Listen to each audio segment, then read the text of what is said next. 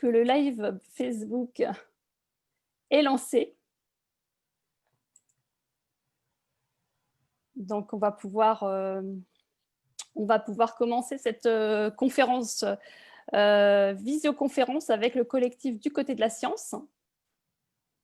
Donc, bonsoir à toutes et tous, enseignants, AESH, personnel des écoles, parents d'élèves, tous ceux qui sont intéressés par ce que nous faisons ce soir et nous diffusons avec le collectif du côté de la science. Aujourd'hui, beaucoup de questions se posent sur l'école, comment fonctionne l'école sous Covid, comment on peut fonctionner en ce moment à l'école. C'est pour ça que nous avons demandé à un collectif,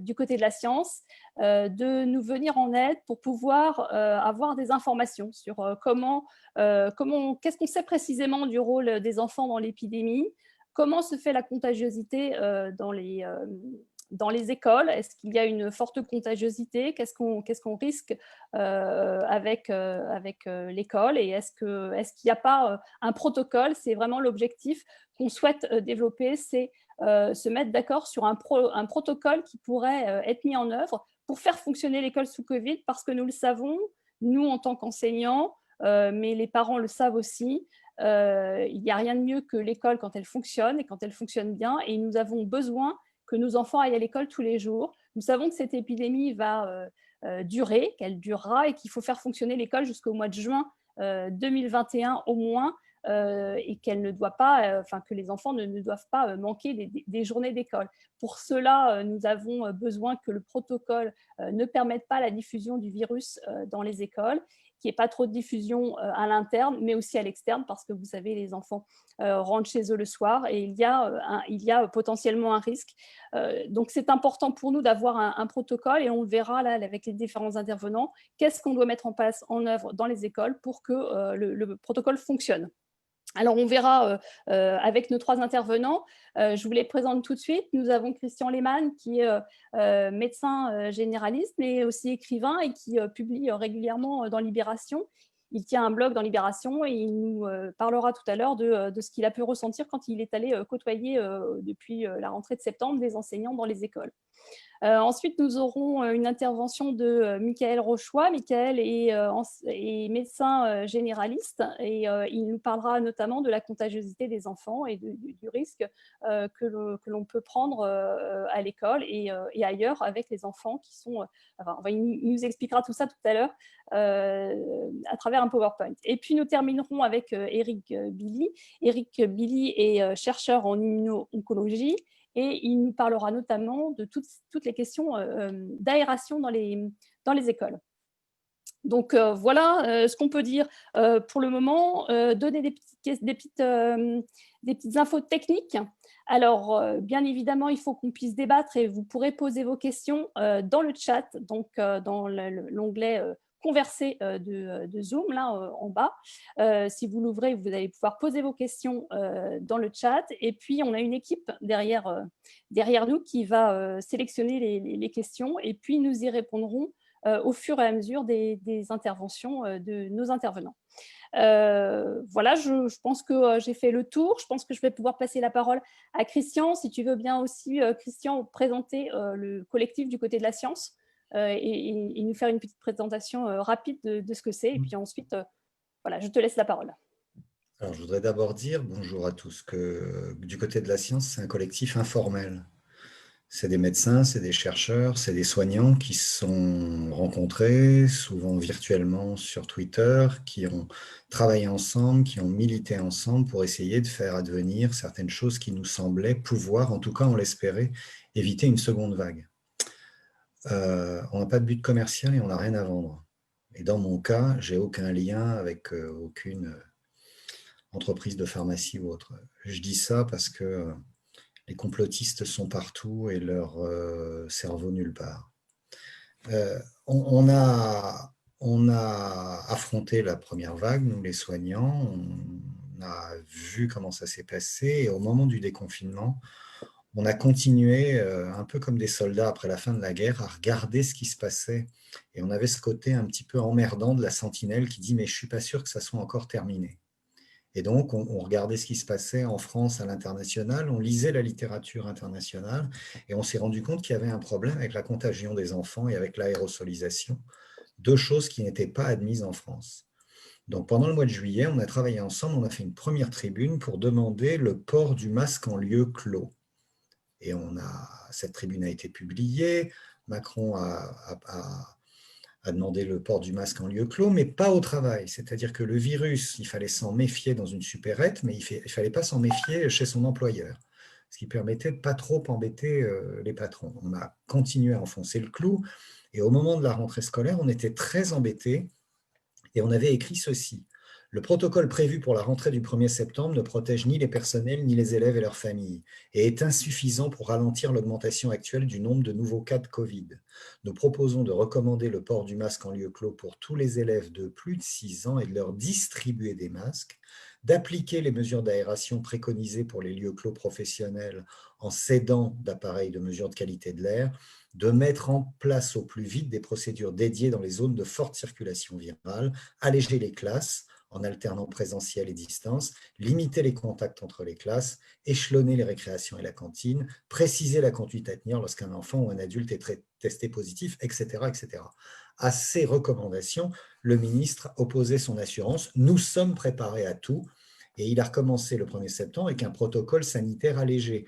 On est dans le pays où les effectifs sont les plus bondés d'Europe, mais on mettait fin à la distanciation physique en classe entre les élèves si elle ne permettait pas de faire rentrer tout le monde. Le 10 septembre, les agences régionales de santé indiquaient que les quelques masques en tissu qui avaient été distribués aux enseignants et aux élèves pauvres étaient insuffisamment protecteurs. Et au moment où le 21 septembre, les classes ont commencé à fermer par dizaines, Blanquer a décidé d'alléger le protocole et de faire en sorte que si on ne trouvait pas 3 cas positifs la même semaine dans des fratries différentes, on ne pouvait pas fermer une classe. C'était un moment où il fallait à peu près 5 jours pour pouvoir passer une PCR, 7 jours pour en avoir le résultat. Autrement dit, Blanquer avait eu ce qu'il voulait, une absence de fermeture de classe. Pas une absence de circulation du virus, mais une absence de fermeture de classe. Le 25 septembre, sans surprise, le milieu scolaire et universitaire devenait la première source de cluster en France. Et le 29 septembre, le ministre passait dans le Figaro pour dire « l'école n'est pas le nid du virus, on ne doit pas engourdir la société ». Et il se confortait avec un document de la Société française de pédiatrie qui s'arc-boutait depuis le début sur la doctrine selon laquelle le Covid-19 concerne vraiment très peu les enfants. Et le ministre disait donc, quelques médecins ne voulaient pas que l'école reprenne. Moi, j'écoute le Haut Conseil de santé publique et les sociétés de pédiatrie. Ce qui était dommage, c'est que personne n'avait l'air de savoir lire l'anglais et de savoir lire la littérature internationale, qui montrait qu'à l'international, on avait démontré depuis longtemps, malheureusement, la place des enfants dans les chaînes de contamination. On a donc perdu comme ça 2 mois et est arrivé ce qu'on attendait qu'il arrive, que les écoles soient un lieu de circulation du virus qui permette à l'épidémie de reprendre à l'extérieur. Moi, j'ai voulu faire témoigner les personnels parce que mon boulot à Libération, ce n'est pas juste de faire mon petit journal de médecins écrivains confinés, mais c'est de laisser parler des collègues dans des services de soins palliatifs, des urgentistes, des réanimateurs, des infirmiers, des infirmières qui disent ce qu'ils vivent, des patients avec des Covid longs. Et j'ai juste fait un petit appel sur Twitter en demandant au personnel de l'Éducation nationale de me donner leur ressenti. Et je ne m'attendais pas à être submergé comme ça par autant de demandes, autant de gens qui se sentaient tout seuls dans leur coin et qui vivaient des situations absolument ubuesques, mais que je voyais se répéter sur l'ensemble du territoire. Donc tout ce que j'ai fait, c'est simplement leur donner la parole. Ça va être un espèce de mini Bourdieu sans prétention et sans compétences sociologiques. J'ai juste retranscrit ce que disaient les profs et ça a permis, j'espère, de sortir un peu de l'omerta et du déni. Voilà.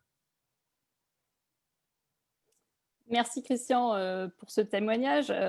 C'est vrai que si on écoute le ministre, les enfants seraient, on va dire, plus en sécurité à l'école que dans la famille. Hein, c'est ce qu'il s'évertue à dire, qu'il y aurait moins de risques dans l'école que dans la famille. C'est ce qu'on va essayer de voir avec Mickaël sur les risques de contamination. Je me permets, je pense qu'on verra pour les les questions un peu plus tard, je pense. Il y a eu quelques questions, mais pas tant que ça. On y répondra un peu plus tard. On va déjà parler de la contamination et de la contagiosité des enfants, Michael. Pardon. Avec le micro, ce sera mieux. Bonsoir à tous. Je vais essayer de partager mon écran, faire ça bien, et donc parler effectivement de la contagiosité des enfants.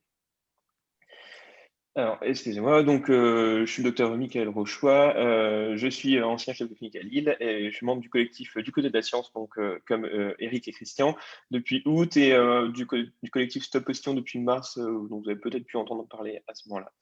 Je n'ai pas de conflit d'intérêt financier avec les laboratoires pharmaceutiques. Pour l'instant, ça viendra bientôt. Normalement, je devrais bientôt en avoir, mais absolument rien à voir avec les masques, évidemment, et je n'ai aucun conflit d'intérêt politique. Donc, tout ce que je dirai n'est pas visé politicienne. Donc, je vais parler des chaînes de contact et contamination avec 5 grands points. Est-ce que les enfants de 3 à 11 ans sont contaminés? Est-ce que l'évolution des contaminés diffère des autres classes? Est-ce qu'ils peuvent faire des formes graves, des hospitalisations? Est-ce qu'ils sont contaminants? Et est-ce que leur pouvoir de contamination diffère là aussi des autres classes? Donc, vraiment partie contaminée, partie contaminant pour les 3 à 11 ans.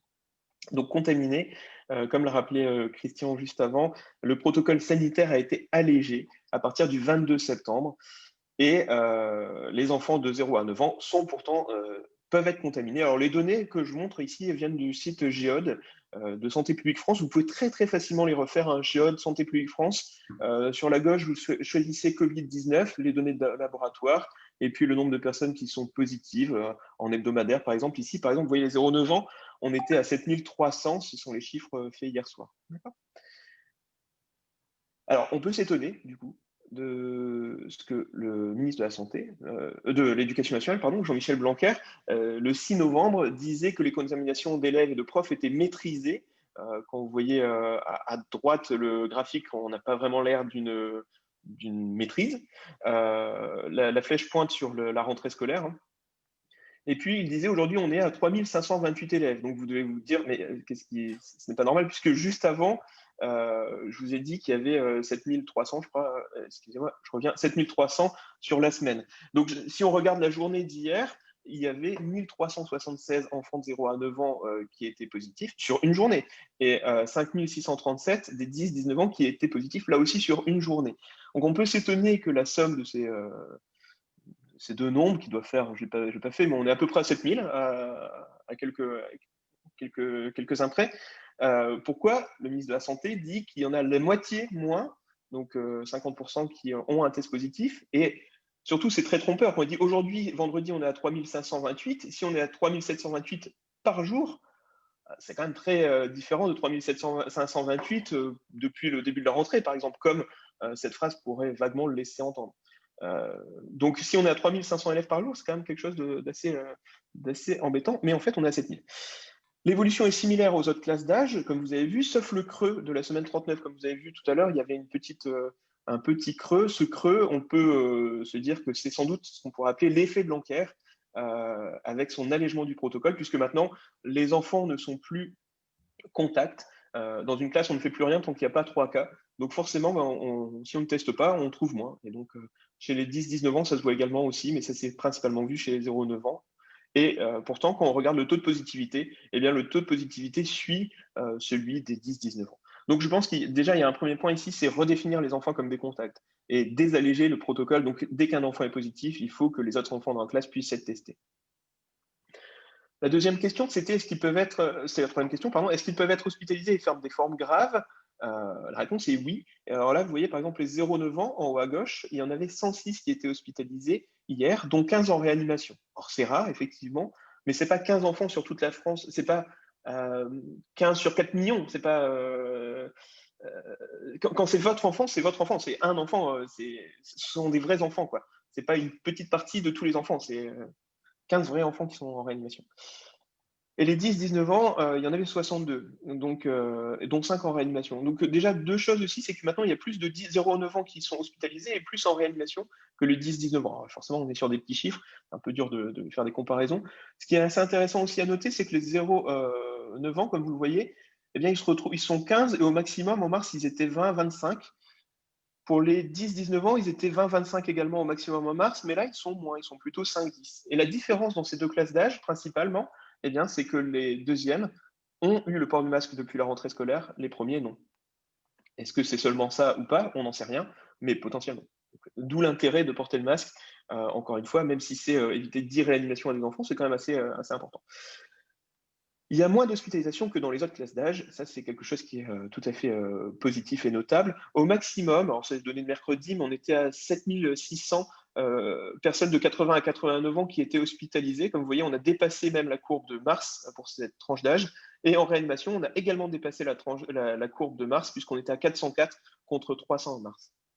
Donc, on s'attend évidemment, qui dit réanimation, dit augmentation des décès à venir. Et comme vous voyez, la courbe n'est pas encore à son sommet. Donc, on attend beaucoup de décès et c'est vraiment quelque chose de dramatique et contre lequel il faut lutter partout. Et donc, partout, ça inclut également les écoles parce que les écoles, même si effectivement les enfants font peu de formes graves, sont peu hospitalisés, et c'est tant mieux, ils vont être un moteur de cette épidémie et ils vont entraîner des contaminations de personnes qui sont à risque, qui peuvent être les parents qui peuvent avoir une obésité, un IMC supérieur à 30, qui peuvent avoir un diabète, une BPCO s'ils sont fumeurs, un asthme, et puis ils peuvent transmettre également aux grands-parents, aux personnes de plus de 65 ans, qui peuvent les garder pendant les vacances pour des raisons professionnelles par exemple. Donc voilà, il faut vraiment faire attention à ce que les enfants ne soient pas contaminés et contaminants, puisque ça va être ce qu'on va voir après, ils peuvent être contaminants. Alors pourquoi a-t-on entendu dire que les enfants ne sont pas contaminés? Eh bien parce que les études ont été principalement faites pendant le confinement. Et quand on regarde ce qui s'est fait ailleurs, eh bien, par exemple aux États-Unis, les enfants représentaient 2% des cas positifs en avril, 2% du cas total de cas de Covid-19 et 11% en octobre. Donc en avril, il y avait le confinement et quand on libère le confinement, eh bien, finalement, il y a un rattrapage. Les enfants se contaminent. En Israël, 8% des enfants testés étaient positifs et 6% des adultes étaient positifs entre janvier et septembre. Et en Suède, où les écoles sont restées ouvertes, eh bien, la séroprévalence était de 6,8% avant 19 ans et de 6,4% chez les 20-64 ans. Donc si on laisse tout ouvert, si les adultes et les enfants ont le même potentiel de contamination, ils vont se contaminer. Bien sûr, en France, ça s'est passé différemment. Je montrerai après, mais globalement, ce qu'on peut retenir, c'est qu'en France, en mars-avril, les enfants ne prenaient pas le métro pour aller faire leurs courses à Auchan, acheter du papier toilette qui manquait à la maison, pour revenir ensuite, et donc ils croisaient personne, finalement, ils restaient à la maison, donc ils croisaient que leurs parents. Donc forcément, ils étaient moins à risque de se contaminer, et on s'est retrouvé avec des séroprévalences chez les enfants qui étaient plus faibles en France. Les enfants sont moins souvent testés, comme j'ai dit tout à l'heure, ils sont si on les considère pas comme des cas index avant 3 cas dans la même classe, forcément, ils sont moins testés. Ce que j'ai appelé l'effet Blanquer tout à l'heure avec cette vague. Ils sont plus souvent asymptomatiques aussi, ce qui fait qu'on les teste moins. Et puis, le couvinage nasal est perçu comme traumatisant. Donc, il est moins souvent fait et il est moins bien fait. Pour avoir déjà testé sur des tests antigéniques chez des adultes et des enfants, clairement, je pense qu'on le fait moins bien chez les enfants. Et une étude en Bavière trouvait d'ailleurs qu'il y avait des taux d'anticorps qui étaient 6 fois supérieurs au taux de déclaration concernant les enfants.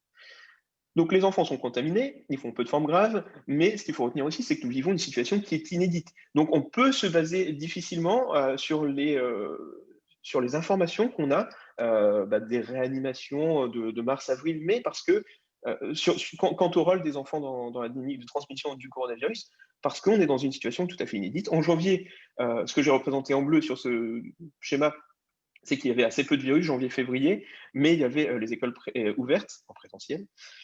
À partir du 17 mars, ça a fermé quand il y avait beaucoup de virus, puis le virus a diminué, la présence du virus a diminué. En 17 mai, ça a ouvert, mai-juin, c'était ouvert, mais il y avait peu de virus. Juillet-août, c'était fermé, le virus revenait. Et là, on est à une situation où en septembre-octobre, eh bien, c'est ouvert et il y a du virus. Et la présence de coronavirus augmente et les écoles restent ouvertes. Donc c'est vraiment une situation qui est complètement inédite en France depuis le début de cette pandémie. On peut se poser la question, est-ce que les enfants sont contaminants ? On a entendu dire que les enfants ne pouvaient pas se contaminer. C'était un peu l'idée aussi. Les enfants de moins de 11 ans n'ont pas porté de masque puisque ils ne sont pas contaminants. En France, ce sont des enfants français de moins de 11 ans, des gens qui ne sont pas contaminants. On se basait par exemple sur cet article du 6 août du Centre de prévention et contrôle européen qui dit que quand ils sont symptomatiques, les enfants transmettent du virus dans des quantités similaires aux adultes et peuvent infecter les autres d'une façon similaire aux adultes. Mais il n'est pas connu, le pouvoir infectieux des enfants asymptomatiques n'est pas bien connu. Et donc, Tout s'est basé sur cette deuxième partie de phrase, puisqu'on savait déjà que les enfants symptomatiques, ce qui représente à peu près au moins 50% des enfants contaminés, peuvent transmettre comme les autres. On s'est dit, comme souvent les enfants sont asymptomatiques, eh bien, ils sont probablement non contaminants. Et le CDC disait aussi que même s'il y a peu de cas qui sont documentés dans les écoles, ça peut arriver. Et ils sont difficiles à mettre en évidence à cause du nombre de cas d'asymptomatiques. Je vais vous montrer quelques études ensuite, après cette publication de l'ECDC. Par exemple, les contaminations entre enfants, oui, ça arrive. Dans ce cas en vacances en Géorgie, en juin 2020, eh bien, un moniteur de plus de 14 ans a transmis le coronavirus à plusieurs enfants. Et donc, ils ont testé tout le monde. Alors, il n'y avait absolument aucun respect des règles. Ils dormaient ensemble, ils vivaient ensemble, ils se lavaient peu les mains, il n'y avait pas de masque, etc. Et donc, quand on regarde le taux d'attaque, eh bien, 51% sur des 100 enfants de 6 à 10 ans étaient positifs. Donc, oui, bien sûr, les enfants se contaminent entre eux, quel que soit l'étrange d'âge. Et en fait, quand vous regardez le taux d'attaque des 6-10 ans, c'est même le plus élevé. Il est plus élevé que les 11-17 ans, plus élevé que les 18-21 ans et même plus élevé que les 22-59. Bon, là, les 22-59 ans, ils étaient peu nombreux dans ce camp de vacances, donc probablement peu représentatifs. Une autre étude dont vous avez pu entendre parler, notamment voir ce graphique qui a pas mal circulé, c'est une contamination en école primaire dans l'Utah, avec 12 enfants qui ont transmis à 12 adultes, ce qui représentait 26% de leurs contacts. Parmi ces 12 adultes, d'ailleurs, un avait été hospitalisé. Un troisième exemple, cette contamination qui peut survenir aussi dans les foyers. Les enfants de moins de 12 ans représentaient peu de cas dans le Tennessee et Wisconsin. En avril-septembre 2020, 5 cas index qui avaient transmis, donc qui représentaient 5% du nombre de cas index, qui avaient transmis à 32 membres de la famille sur les 191, soit 17%. Les 12-17 ans représentaient 9% des cas index et avaient transmis à 16%. Donc vous voyez, finalement, ils représentent peu, mais ils transmettent finalement plus que ce qu'ils représentent. Enfin, ils contaminent toutes les classes d'âge, je vais bientôt arrêter là-dessus. Les 0-4 ans et les 5-17 ans peuvent transmettre la Covid-19 à toute la population, c'est-à-dire qu'ils peuvent transmettre à leurs grands-parents, 65-74 ans ou 50-64 ans par exemple. Donc dans un ordre d'idée, c'est à peu près 5-8%, 6-7%. Ils transmettent surtout beaucoup entre eux. Les 0-4 ans avaient infecté 23 de leurs 89 contacts, donc 26% de leurs contacts. Et puis les 5-17 ans transmettent dans des proportions similaires. Vous voyez, 6 à 13% des personnes qu'ils côtoient. C'est 6 à 10%, 5 à 10%. C'est à peu près ce qu'on retrouve partout. Vous voyez, 18-29 ans, c'est la même chose. Mais c'est aussi ce qu'on retrouve ici, partout. Tout ce qui est encadré en bleu. On est toujours à peu près entre 5 et 10%. Donc, les enfants de 3 à 11 ans sont contaminés. L'évolution ne diffère pas des autres classes d'âge, comme on l'a vu notamment en Suède, par exemple, 6,8 et 6,4% de séroprévalence quand on laisse tout ouvert. Est-ce qu'ils peuvent faire des formes graves? Oui, et rarement. Ils en font un peu plus que les, excusez-moi pour l'erreur, c'est un peu plus que les 10-19 ans. Peut-être l'effet du masque chez cette deuxième classe d'âge. Ils sont contaminants même envers toute classe d'âge, et leur pouvoir de contamination ne diffère pas des autres classes d'âge. Je vous remercie pour votre attention. Vous avez ici mon mail. Si vous avez des questions, n'hésitez pas. Et le lien vers l'article que nous avons écrit pour le collectif Du côté de la science. Merci Mickaël pour cette intervention très claire sur la question de la contamination. C'est vrai que ça nous fait du bien parce qu'effectivement, nous, on le dit et les enseignants le disent depuis un certain temps parce qu'ils ont vu des enfants contaminés. Alors, vous l'avez dit tout à l'heure et puis Christian l'a dit aussi sur la question des tests, des enfants qui sont plus testés. Le protocole allégé du mois de septembre fait qu'il n'y a plus de contamination puisque en fait, on ne teste plus les enfants. Le risque avec le port du masque à partir de 6 ans là, qui va peut-être nous arriver, c'est qu'on ne testera même plus quand il y aura 3 cas positifs. Mais enfin, de toute façon, c'est difficile d'arriver à 3 cas positifs dans une classe parce que quand il y a un cas positif, les autres ne sont pas considérés comme cas contact. Je vais peut-être, avant de passer la parole à Eric, il y a eu des questions, notamment sur la question du masque chez les enfants. Alors, c'est nouveau pour nous depuis la semaine dernière.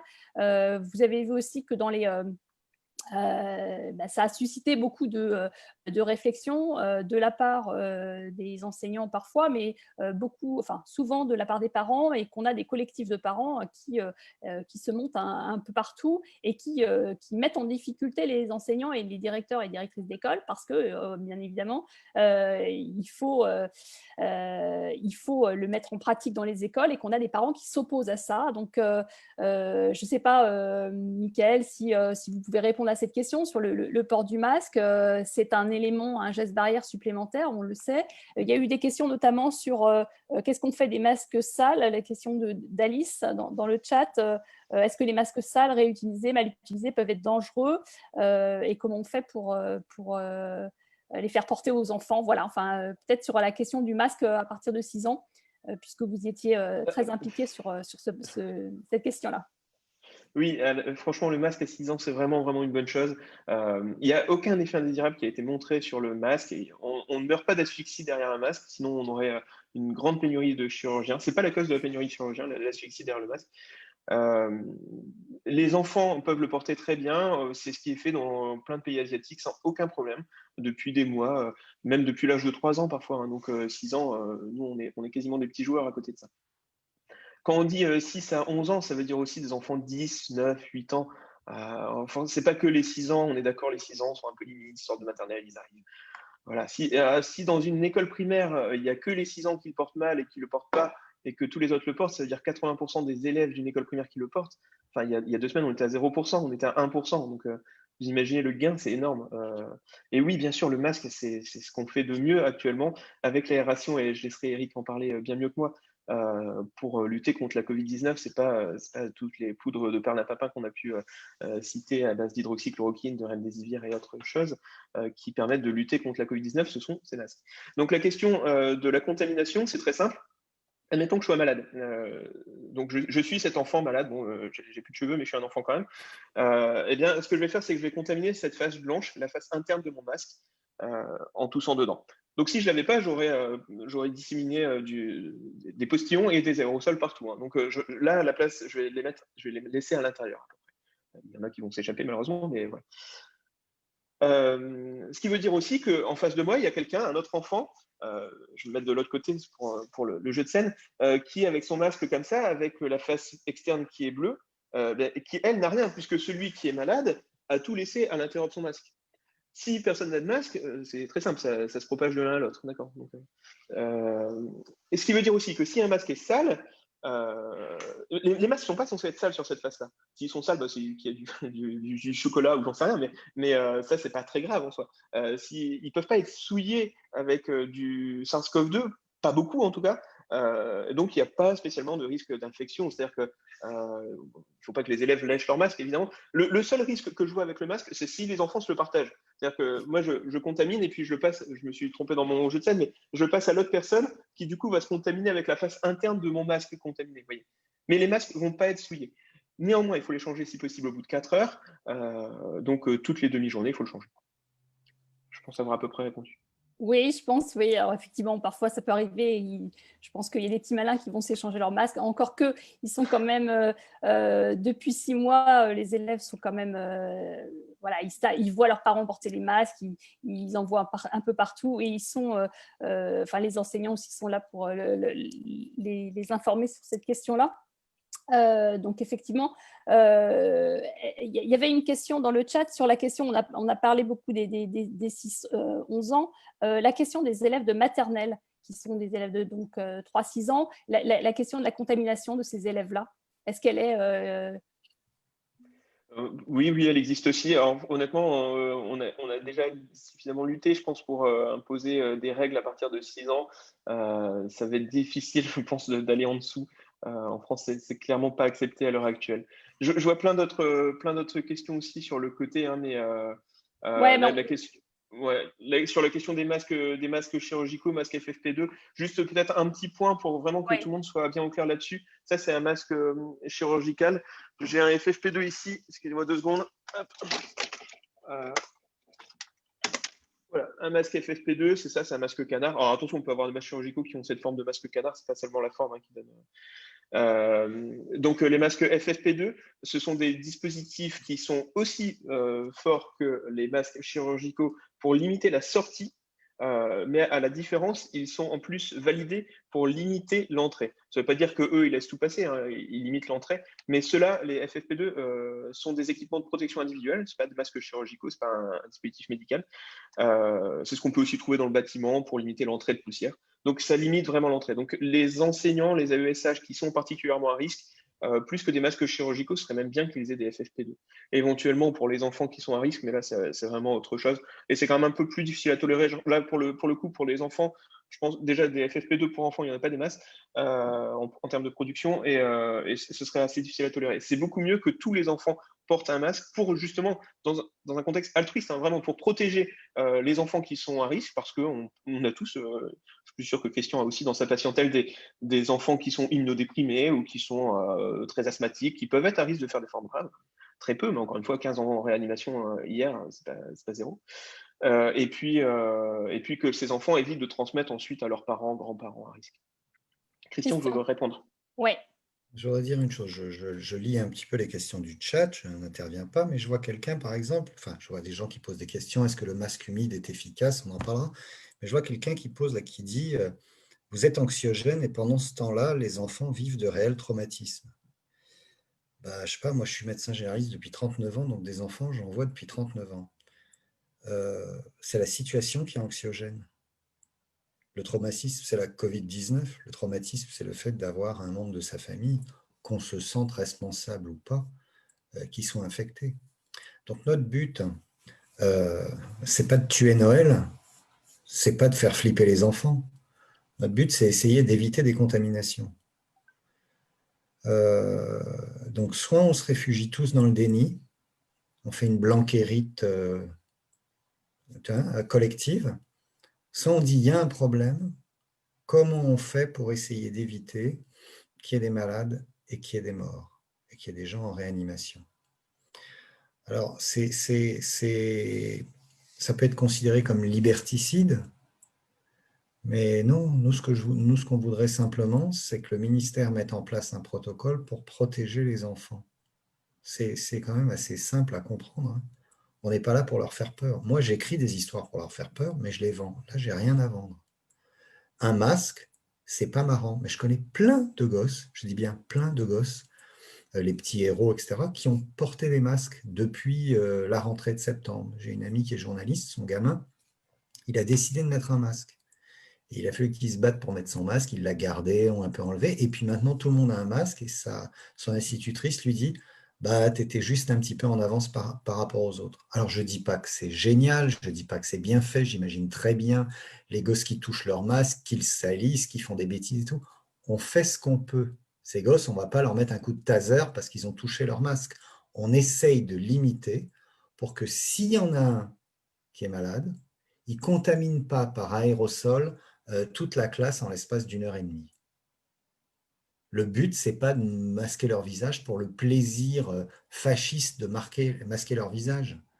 C'est parce qu'on aimerait éviter qu'ils soient malades, même si on l'a dit, ils font des formes bien moins graves que les adultes. Mais enfin, il y en a quand même des hospitalisés et quelques-uns en réa. Et surtout, ils sont un vivier pour contaminer des gens autour d'eux. Et je lisais aussi un autre truc sur le chat, il y a une dame qui disait, mais les enfants sont terrifiés de mourir ou que leurs parents meurent. Mais je le conçois. Mais ce n'est pas nous qui les terrifions en parlant de masque. C'est le fait de se rendre compte que leurs parents autour d'eux sont inquiets de ne pas comprendre pourquoi on leur dit de faire ci, pas faire ça, n'allez pas acheter telle course, mais allez quand même travailler. Les professeurs aussi, ils sont inquiets parce qu'ils savent que pendant un bon moment, ils ont été avec un pauvre masque, s'ils en avaient un, face à des enfants qui n'étaient pas masqués. C'est ça qui fait peur, c'est la situation qui fait peur. Voilà. Merci Christian pour cette précision. C'est vrai que je n'avais pas vu toutes les questions dans le chat, mais c'est bien de préciser aussi. Et puis, on l'a dit, dans les pays asiatiques, les enfants portent des masques depuis très longtemps, dès qu'ils ont un rhume, ou dès qu'ils ils sont malades. Et ils n'ont pas l'air d'être traumatisés et d'avoir des conséquences psychologiques chez ces enfants. Donc, bien souvent, on le sait en tant qu'enseignant, les enfants s'adaptent plus facilement que les adultes. Et bien évidemment, dans cette lutte de certains collectifs de parents qui militent contre le port du masque par les enfants, ce qui est dommageable pour les enfants, c'est que les enfants sont au cœur de ce conflit parce qu'il y a une réglementation qui dit à 6 ans, l'enfant doit porter un masque. Et c'est stigmatisant pour l'enfant si les parents sont en conflit avec ça. Donc, c'est vraiment dommageable, surtout pour l'enfant. Et effectivement, la situation, elle est anxiogène pour tous.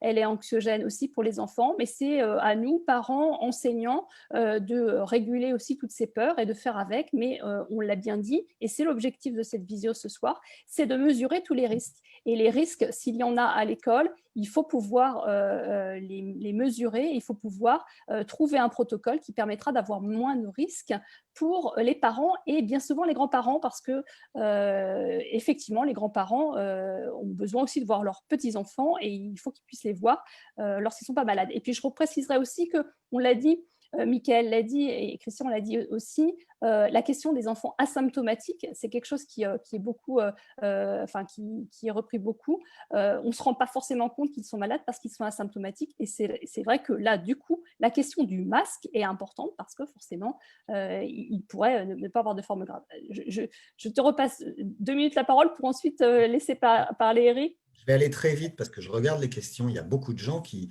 se disent « mais ces mecs sont hors sol, nous on est face à la vraie vie tous les jours, on voit des gosses qui n'ont pas de masque ». Et moi, j'ai une amie qui est ASH qui m'a dit « mais moi, je vois un gosse, il a le même masque, ça fait 3 mois qu'il a le même masque, il en a. On lui a dit, il faut un le matin et un l'après-midi, il en a 2.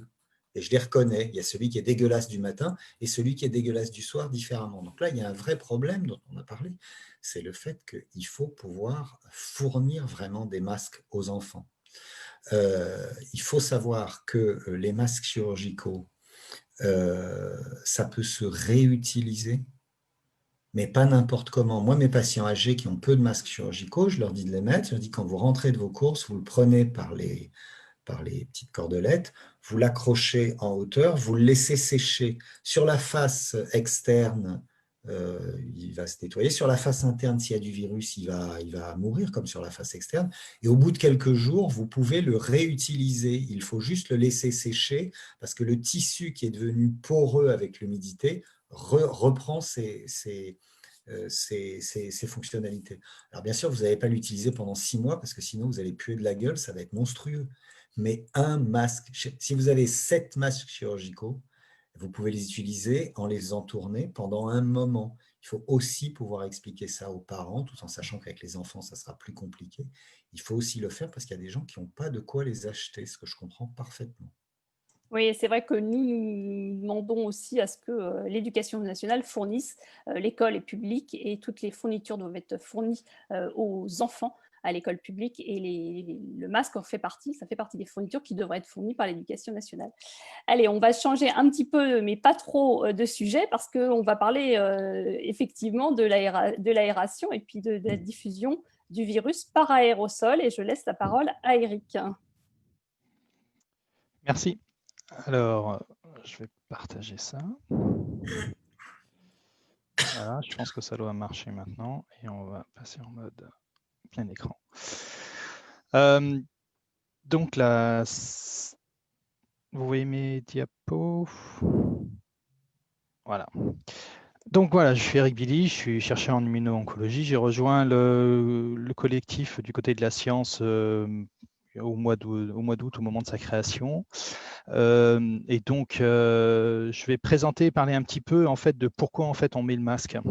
Parce qu'en fait, le masque, de quelque part, il a un rationnel, il est pour bloquer les postillons et les aérosols. Et donc là, on va parler de 2 petits concepts assez simples, qui est que qu'est-ce que le postillon, qu'est-ce que l'aérosol? Le postillon, par définition, et l'aérosol, ils sont issus de votre bouche, mais ils viennent aussi de plus bas de vos poumons quand vous toussez ou même quand vous parlez. Et le fait de parler, mais même de respirer, vous émettez des microparticules liquides, des fluides qui sont aussi des fluides que vous avez dans les poumons, et donc en fait qui vont partir dans l'air. En fonction de leur taille, ils vont tomber plus ou moins rapidement autour de vous. Et c'est un petit peu ce qui est décrit dans la partie ici avec le schéma. Si vous avez des postillons qui sont de gros postillons, ils vont tomber parce que ils sont trop lourds. Ceux qui sont un peu plus fins vont rester dans l'air, et sur le fait d'être dans l'air, il va y avoir un mécanisme d'évaporation qui va faire qu'en fait, ils vont perdre l'eau, encore un peu d'eau, et ils vont devenir encore plus petits et encore plus sensible en fait à tous les mouvements d'air que vous avez autour de vous. On ne s'en rend pas compte, mais en fait, on baigne dans des mouvements d'air, et ils vont rester dans l'air, et ils vont certainement pouvoir être véhiculés au-delà des 1 mètre qu'on nous demande toujours dans la distanciation. Dans la plupart des pays, c'est quand même plutôt vers du 2 mètres, parce qu'on parle de 6 feet dans les pays anglophones. Et même au-delà de 2 mètres, en fait, on risque une contamination. Une des plus belles, certainement, publications au niveau de la transmission du virus par aérosol, c'est-à-dire ces toutes petites micro-gouttelettes. C'est certainement dans une chambre de patient qui était malade, effectivement en Chine, où ils ont retrouvé à 6 mètres du patient du virus, simplement, qui était capable encore d'infecter des cellules humaines. Donc ça, c'était un système pour démonstration, mais simplement pour dire que ce virus reste dans l'air. Il a une durée de vie dans l'air, et une partie de ce qui se passe, c'est qu'il reste dans l'air pour les toutes petites particules, les plus grosses particules tombent au sol. Donc en fait, elles vont être tout autour de nous. Donc, si on fait un petit schéma, on va se retrouver dans cette situation-là. Vous avez une personne qui est infectée ici, qui tousse, et donc va émettre en fait des postillons et des aérosols. Et ce qui va se passer, donc ces postillons, en fonction de leur taille, vont tomber tout autour tout de suite de cette personne. Donc, si elle est au bureau ou si elle est professeure à l'école, qu'est-ce qui va se passer? Ça va tomber sur son bureau, ça va tomber sur les enfants du premier rang et sur leur table. Et donc, vous avez cette partie-là. Vous n'allez pas nécessairement, ça ne se voit pas, mais ça va tapisser en fait toute la surface autour de la personne si effectivement les postillons sont gros. Après, pour les aérosols, ils vont diffuser très loin, et ça va être effectivement au proportionnel du temps que la personne reste dans la salle, la personne infectée reste dans la salle, ça va diffuser de plus en plus autour d'elle. Okay, si vous n'avez pas d'aération, on verra pourquoi, au final, ça va remplir toute la salle. Donc, on a plusieurs voies. Ce qui va se passer, c'est qu'on va avoir plusieurs voies de diffusion aérienne et de contamination possible pour cette personne qui est là, qui peut être un élève, qui peut être un collègue de travail dans le même bureau, et qui, en fait, grosso modo, va se retrouver à devoir faire face à différentes voies de contamination. La première, évidemment, c'est le postillon direct sur la personne. Bon, là, en théorie, s'il y a un masque, on évite cette partie-là. Et vous avez aussi le contact, c'est-à-dire que cette personne-là touche quelque chose où des postillons sont tombés, les met à la bouche. Vous voyez aussi que là, avec un masque, vous allez avoir 2 effets. C'est que le premier, et ce qui a été bien expliqué Michael, c'est le premier, c'est qu'en fait, la personne contaminée, si elle a un masque, elle empêche les postillons et une partie des aérosols de sortir. Et la personne, si elle a un masque, tous les gros postillons, en fait, elle sera protégée. On est d'accord? Surtout si elle a moins de 2 mètres. La deuxième chose, c'est que si vous avez un masque, votre capacité à mettre vos doigts dans la bouche ou un stylo dans la bouche, etc., va être quasiment impossible, puisqu'en fait, vous allez vous apercevoir physiquement que vous avez un masque. Et donc, ce geste qu'on a parfois réflexe ne va plus être possible. Et donc après, vous avez effectivement, parce qu'on a touché quelque chose de souillé et de contaminé avec les mains, l'utilisation de « je me lave les mains », j'utilise un gel hydroalcoolique. Ça, c'est un moyen effectivement aussi de se protéger. Encore une fois, si vous avez un masque et que même si vous avez les mains contaminées, vous apercevrez par vous-même en fait que vous ne mettrez pas vos doigts dans votre bouche. Un point important pour les écoles, qui est en fait la contamination issue par les toilettes, l'utilisation des toilettes. 30% des patients qui sont contaminés ont en fait des syndromes gastro-intestinaux. Ça veut dire qu'en fait, si vous n'avez pas de... c'est un peu effectivement descriptif, mais quand vous tirez la chasse d'eau, vous générez en fait une quantité d'aérosol qui est assez importante. Et donc, c'est pour ça qu'il va falloir avoir un système d'aération dans les toilettes très important. Sinon, les toilettes vont devenir un lieu clos de contamination assez impressionnant. Et dans les toilettes, tout le monde y passe. Dans la journée, c'est un peu naturel. Et donc, en fait, ce qui se passe, c'est que définitivement, dans les toilettes, portez votre masque et nettoyez-vous bien les mains parce que effectivement, c'est une zone potentiellement à haute contamination. Donc, en fait, dans ce schéma-là, on a deux choses. On a à gauche, comme je l'ai expliqué, vous avez une personne qui est contaminée, les postillons qui sont lourds tombent, les aérosols qui sont beaucoup plus fins, et comme vous voyez, ils sont de plus en plus fins et ils dispersent dans toute la salle. Et si on ne change pas l'air, au bout d'un moment, en fait, la salle va être remplie de postillons potentiellement contaminants. Donc, en fait, ce qui se passe, là, c'est une des solutions simples, c'est l'aération. Donc, si vous avez une VMC qui est un peu qui a été représenté ici, c'est que vous amenez de l'air frais et vous évacuez à ce côté-là l'air vicié. Et donc, comment on peut faire l'aération? Puisque dans les classes, vous n'avez pas capacité d'avoir une VMC double flux parfaite, dernier cri partout. Donc, en fait, il y a différents systèmes. Je pense que là, la première, vous en avez tous entendu parler, c'est le système allemand où, en fait, très pragmatique comme à leur habitude, c'est-à-dire que on va faire le truc le plus simple. En fait, on ouvre les fenêtres 3 à 5 minutes toutes les 20 minutes, indépendamment de savoir si on a une VMC ou pas. De toute façon, ça ne perturbe pas la VMC d'ouvrir les fenêtres. Et on le fait systématiquement de façon à de changer l'air en fait de la salle. Et on verra, c'est très efficace, ça va très vite. Évidemment, s'il y a une VMC qui est installée, les services techniques doivent la mettre en place. Il y a des recommandations de l'OMS qui dit qu'en fait, il doit y avoir 6 ACH, donc 6 en fait renouvellements du volume d'air de la pièce par heure. Voilà, votre pièce elle fait 50 mètres cubes, vous devez avoir un renouvellement sur une heure de 300 mètres cubes, 6 fois 50 mètres cubes. Un moyen de vérifier la qualité de l'air, et donc là, en fait, la capacité de l'air à s'être enrichi en particules, parce qu'en fait, quand je parle et quand je respire, quand tout le monde respire, même s'il y a quelques personnes qui sont contaminées, un moyen de calculer si on a une bonne aération, c'est simplement de mesurer le CO2. D'accord ?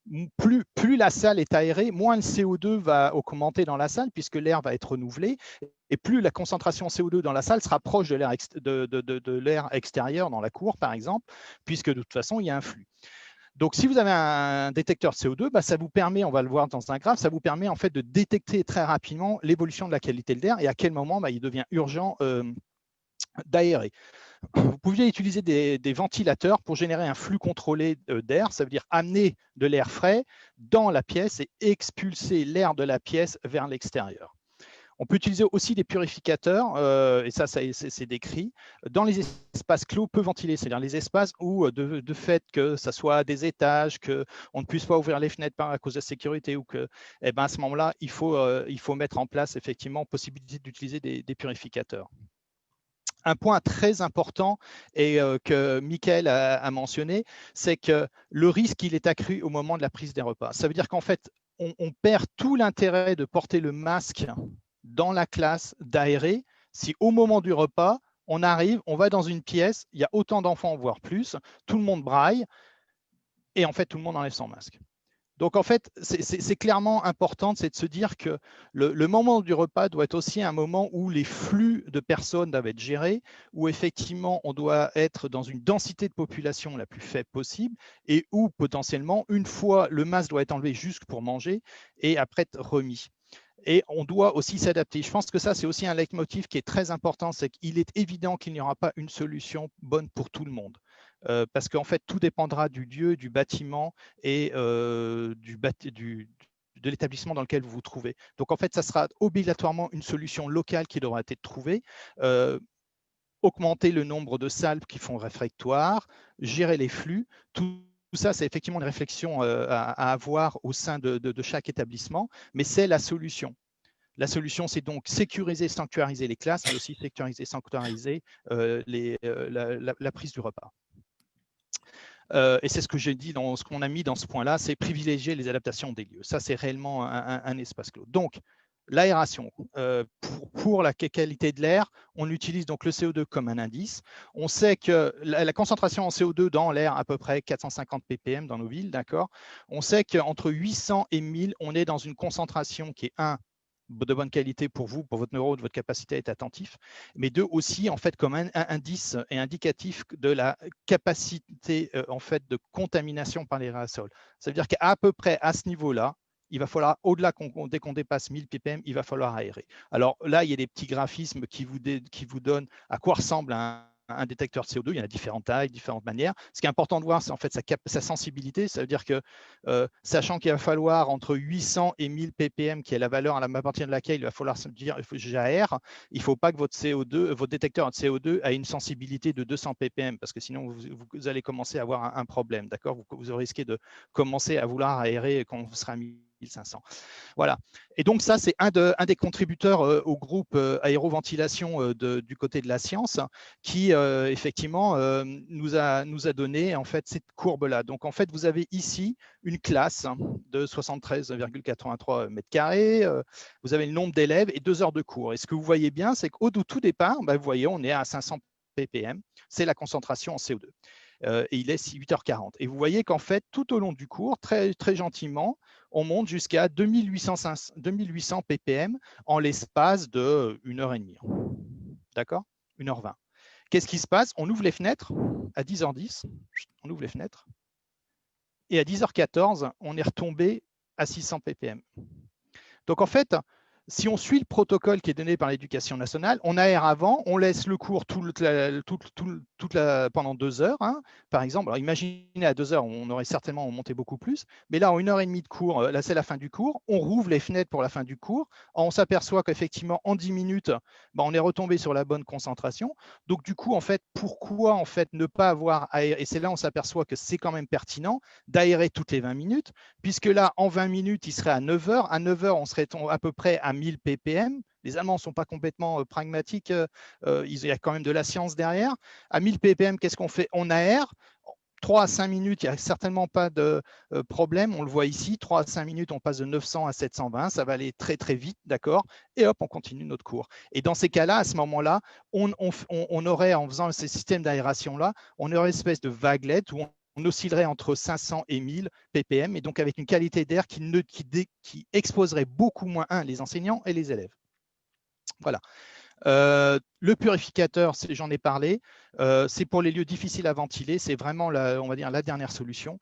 La meilleure solution, c'est de trouver des locaux qui puissent être mieux ventilés. À savoir aussi qu'il faut utiliser les modèles avec filtre EPA. Ça veut dire que si vous n'avez pas de référence sur le ventilateur, vous ne l'utilisez pas sans qu'il ait été certifié. La deuxième chose, c'est les ventilateurs. Les ventilateurs sont là donc pour faire rentrer l'air frais de l'extérieur dans la salle et pour expulser l'air vicié de la salle vers l'extérieur. Dans les couloirs, et dans le couloir, il y a une autre fenêtre qui est ouverte pour expulser l'air. Voilà, et tout ça, vous allez sur le site, et en fait, on ne l'avait pas fait la dernière fois, mais je vous le mets ici. Donc, vous avez plusieurs ressources sur le site. Vous avez la veille, qui est une veille scientifique, avec beaucoup d'articles, alors médicaux, mais il y a aussi qui sont en lien ou pas avec l'aération, en lien ou pas avec l'éducation, mais vous pouvez y trouver votre bonheur. Vous avez des documents à télécharger, et vous avez aussi des outils d'estimation du risque. Donc, c'est-à-dire que vous rentrez les paramètres de votre salle et vous pouvez estimer en fonction du nombre de personnes qu'il y a à l'intérieur, la capacité d'aérer ou pas. Vous pouvez estimer à quel moment, en fait, il va falloir, si vous avez capacité d'aérer votre salle, à quel moment il va falloir aérer. Et donc, ainsi, par exemple, vous allez là, par exemple, une des ressources à télécharger, c'est la qualité de l'air en version courte. Ça peut être effectivement distribué à tous les professeurs. La version longue, elle est plus fouillée, on va dire. Ça peut être effectivement pour les services techniques et puis aussi pour la direction. Vous avez aussi des checklists qu'on peut mettre pour vérifier un petit peu comment bien faire dans la salle. Des checklists, un exemple est ici, comment se comporter, comment assurer une bonne qualité d'air. Voilà. Et je crois qu'avec ça, je termine. Voilà, ça c'était un exemple de la veille scientifique, et donc vous voyez, c'est en français et en anglais, et vous pouvez y avoir accès. Il y a des catégories de filtration sur le côté, vous voyez, il y a école, enfant, enfin, il y a moyen de trouver des informations. Et comme dit par Michael, si vous avez des questions, vous pouvez toujours nous contacter. Voilà. Merci Eric pour cette présentation. C'est vrai qu'on le voit, le protocole actuel dit qu'il faut aérer 3 fois par jour les classes. On voit bien là avec cette présentation que ce n'est pas suffisant, et dans un protocole qui pourrait être renforcé et qui pourrait permettre ça, il faudrait effectivement qu'il y ait plus d'aération. Alors on le sait, nos écoles ne sont pas forcément bien équipées, on sait qu'on a des problèmes d'ouverture parfois de fenêtres qui s'ouvrent en oscillant l'eau battante qui permettent pas d'avoir… mais là, on a des techniques qui permettent d'aérer, qui permettent de mieux avoir de l'aération dans les salles de classe. Alors, j'ai noté quelques questions. Je vais relayer les questions des enseignants de maternelle qui sont présents ce soir et qui posent beaucoup la question parce que d'abord en maternelle, il y a beaucoup d'élèves dans les classes. On a des fois des classes assez chargées en maternelle, que les enfants ne sont pas masqués, que les enfants sont souvent enrhumés, qui toussent souvent beaucoup, ils mettent les choses à la bouche et que quand on est enseignant maternelle, on a souvent une petite troupe d'enfants qui se tient à côté. On est dans des moments collectifs de regroupement où on chante, où on fait des activités, où les enfants s'expriment beaucoup. Et puis, il y a la question aussi de la sieste l'après-midi. Et parfois, ils sont nombreux dans le dortoir. Est-ce que tout ça, c'est un facteur de diffusion du virus? Et qu'est-ce qu'on pourrait faire effectivement pour que ces enfants… Alors, on sait, je ne reprends pas la question du masque, parce qu'elle n'est pas en débat, en débat entre nous ce soir sur la question du masque en maternelle. On a vu la question de l'aération. Voilà, qu'est-ce que vous pouvez apporter, vous, par rapport à ces enfants-là? Alors, ouais. Oui, je suis toujours en ligne. Alors, l'aspect pour j'ai bien vu, parce que j'ai vu qu'effectivement, bonjour, j'ai un dortoir de 35 enfants. Ça, c'est clair, hein, on arrive sur des questions concrètes. Je pense que là, il faut assurer une aération avant qu'ils passent à la sieste, hein, certainement couplé avec un système pour faire circuler l'air en dehors de la classe, pour l'évacuer en fait vers le couloir et vers une fenêtre qui est ouverte plus loin. Je vois à peu près que c'est avoir un détecteur CO2 pour s'assurer qu'en fait la qualité de l'air reste de bonne qualité malgré 35 enfants qui dorment. Après, j'ai plus de souvenirs parce que moi, mes enfants sont un tout petit peu plus grands, mais bon, ils portent le masque, donc il a au-delà de 10 ans, 6 ans, pardon. Mais je pense qu'il y a cette solution. Je pense que pour toutes, comme je l'ai dit, en fait, il faut essayer de trouver avec les mairies, les régions et les départements des solutions pour vérifier, en fait, en fonction du type de salle, quel est le moyen le plus adapté, en fait, pour que la salle devienne réellement sécurisée et ne soit pas un lieu, en fait, de concentration d'aérosols. Je ne dis pas qu'il y a une solution facile pour tout, loin de là, mais je pense qu'en fait, comme disait Christian, c'est pas en étant dans le déni du risque qu'en fait on va améliorer la situation. Je pense que sinon on va se retrouver en fait devant les enfants feront pas des formes graves, mais en fait si tous les profs sont malades, on n'y gagne pas grand chose, quoi. Donc, purificateur pour les lieux vraiment, vraiment clos. Sinon, essayer d'aérer. Après, je ne me souviens pas comme ça de but en blanc, comme je disais, le mien, mon dernier, il est un peu plus grand. Il ne fait plus trop la sieste, hein. Mais je ne sais pas quelle est la durée de la sieste. Vous avez vu un petit peu sur les courbes. Après, ça, c'est une courbe avec des étudiants. Je pense que les enfants émettent un peu moins de CO2 puisque c'est au prorata de leur capacité pulmonaire. Donc, en plus, ils dorment, ils respirent un peu plus lentement. Donc, c'est quelque chose à tester. Réellement, je n'ai pas de réponse de but en blanc, mais je pense que réellement, il y a service technique de la ville ou de l'éducation qui doit aider à ce niveau-là, quoi. Encore une fois, nous, on informe, on apporte des sciences, on n'est nécessairement pas là pour pouvoir aller vérifier toutes les salles. Merci Eric. Christian, une précision? Je lis les questions, je vois les inquiétudes des gens, ceux qui posent des questions. Qu'est-ce qu'on fait à la piscine? Comment on fait pour amener les enfants à la piscine? Moi, je n'ai pas la réponse, j'espère qu'un de mes collègues pourra répondre. Il y a ceux qui disent, vous avez beaucoup parlé de ce qui se passe par l'air, mais pas de la manipulation. Donc, Eric en avait parlé un petit peu, Michael aussi, je crois. Ça passe aussi par les mains, bien sûr. Ça passe aussi par les mains, donc il faut se laver les mains aussi souvent que possible, ce qui n'est pas facile pour les enfants. Et il y a ceux qui nous posent des questions difficiles. Oui, c'est comment on fait pour les maternelles, comment on fait jusqu'à 3 ans. Je n'ai pas d'idée, on n'a pas d'idée, surtout si le prof est face à ses enfants qui ne peuvent pas être masqués, qui sont sur lui ou sur elle. Il y en a un qui tombe, on lui fait un câlin, il a fait tomber quelque chose. On est obligé, si j'ose dire, d'être proche de ses enfants. Peut-être que ces profs doivent avoir au minimum, je dis bien au minimum, un très bon masque chirurgical et en avoir un le matin et un le soir, et que c'est à l'éducation nationale de lui donner. Des FFP2, on peut toujours rêver, je ne suis pas sûr qu'il y en ait assez pour tout le monde, même pour les soignants.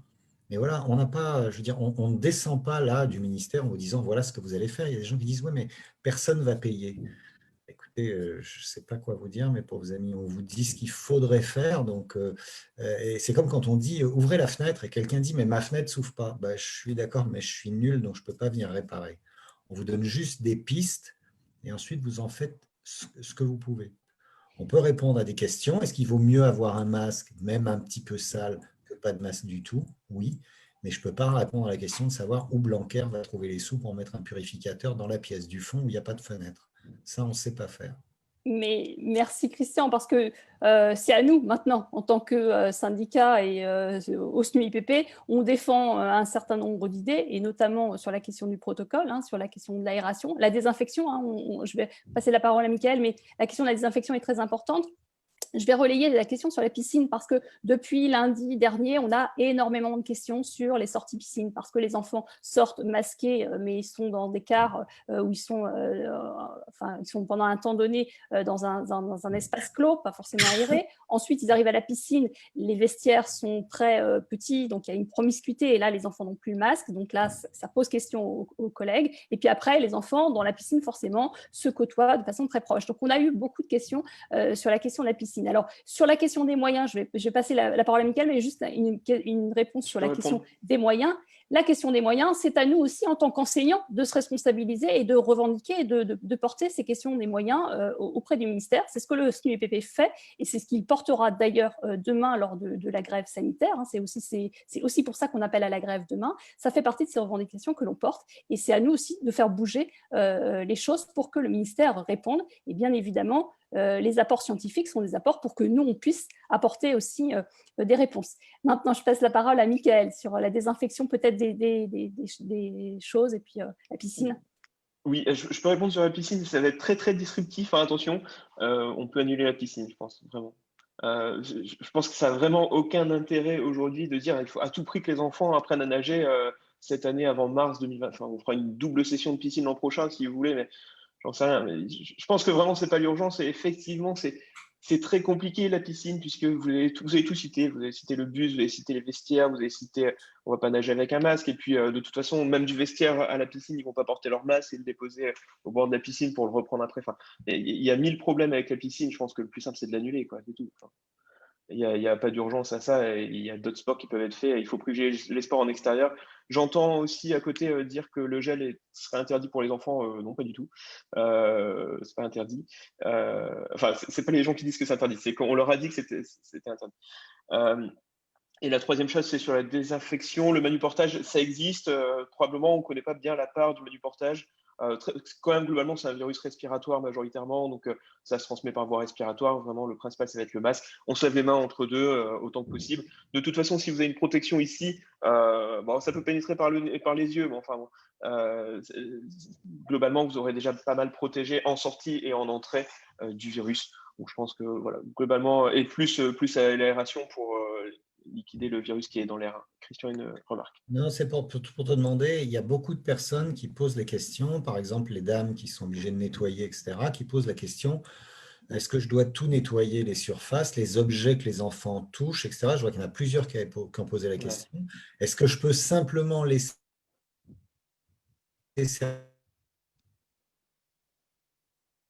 de ces objets que les gosses ont touchés ou certaines de ces surfaces à l'aération plutôt que de nettoyer tous les stylos et tout? Je n'ai pas la. Je pense qu'il n'y a pas de réponse définitive. Et puis ça va être difficile ici dans cette vidéo filmée, potentiellement retranscrite, d'aller à l'encontre des protocoles en disant vous pouvez vous relâcher un peu là-dessus. Je pense qu'on en fait beaucoup sur le manuportage et sur le nettoyage. Il faut faire ce qui est recommandé, ce qui est pesable, mais de toute façon, globalement, ça reste un virus respiratoire qui se transmet quand les personnes sont présentes, on se contamine peu. Nous, de toute façon, en tant que médecin, on a peu de gens qui nous disent je ne sais pas du tout comment je me suis contaminé.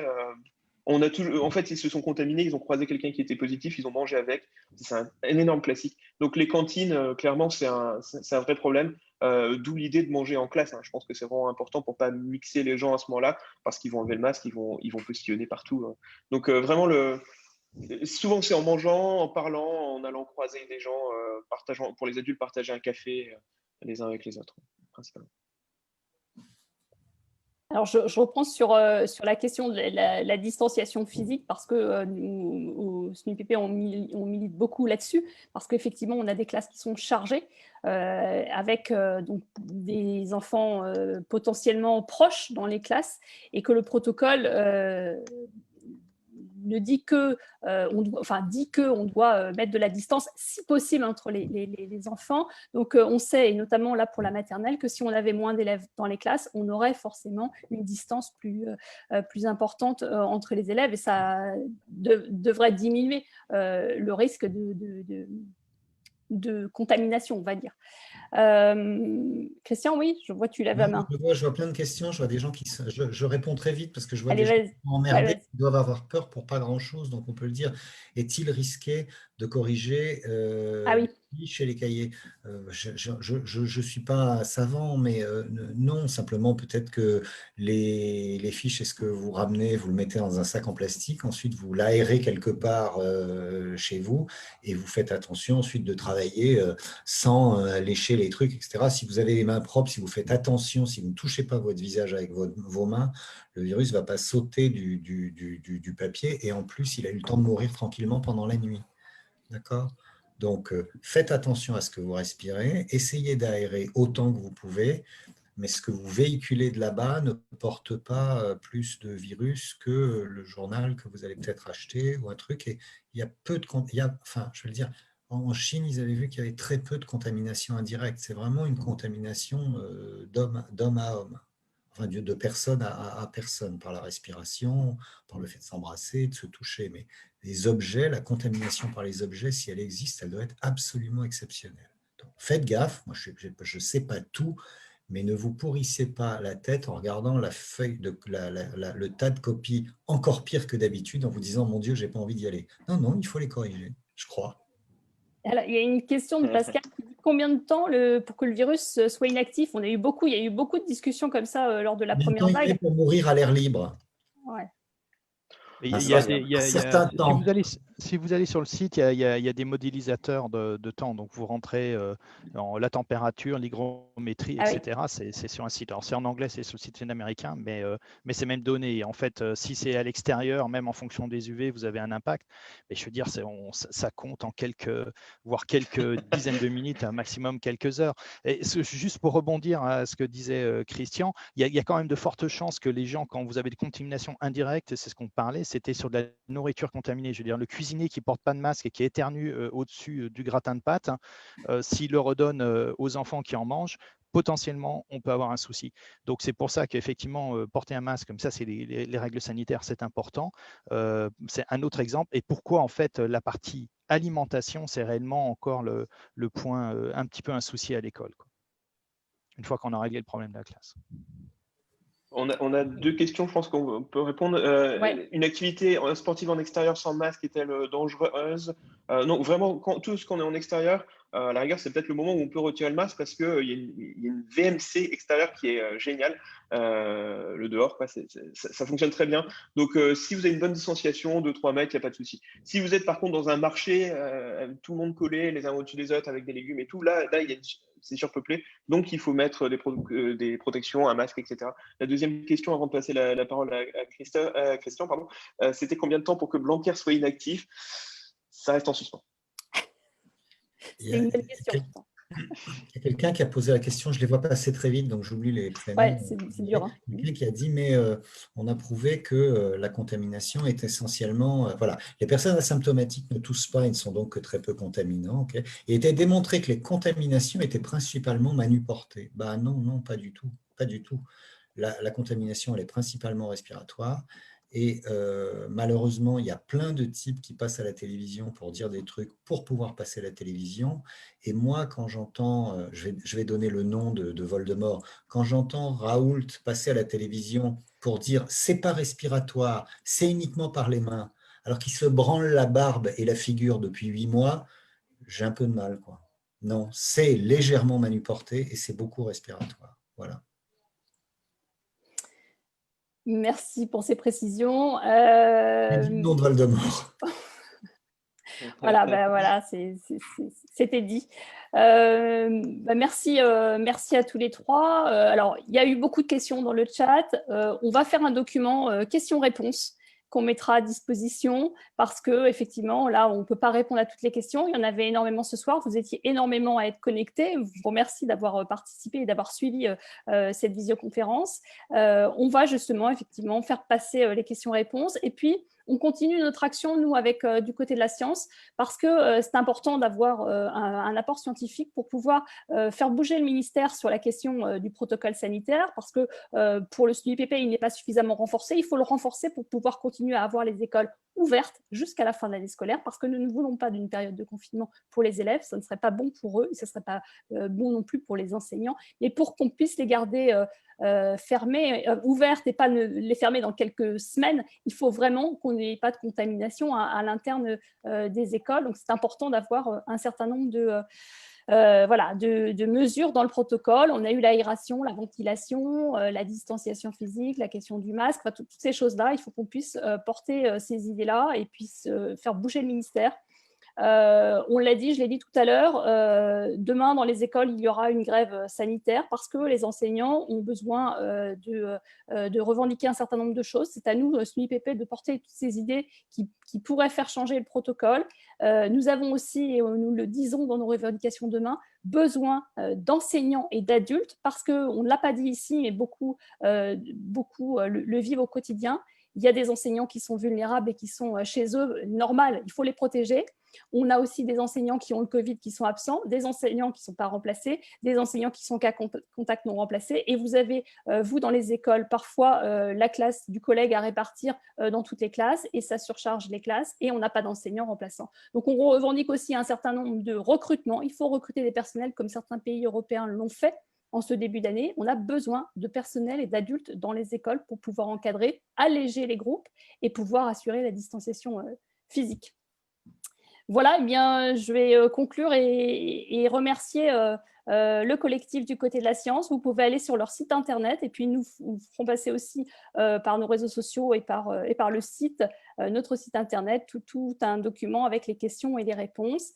Et puis, n'hésitez pas à nous en poser d'autres si vous le souhaitez directement via nos sections départementales SNUIPP. Nos sections départementales sont aussi là pour répondre à toutes vos questions qui nous font remonter, des questions notamment administratives ou de droit des personnels. N'hésitez pas, nous sommes là pour ça aussi, au SNUIPP, pour défendre les droits des personnels et défendre l'école dans toutes ces configurations. Merci à tous et bonsoir. Merci à tous de votre participation. Bonne soirée. Au revoir. Bonne soirée.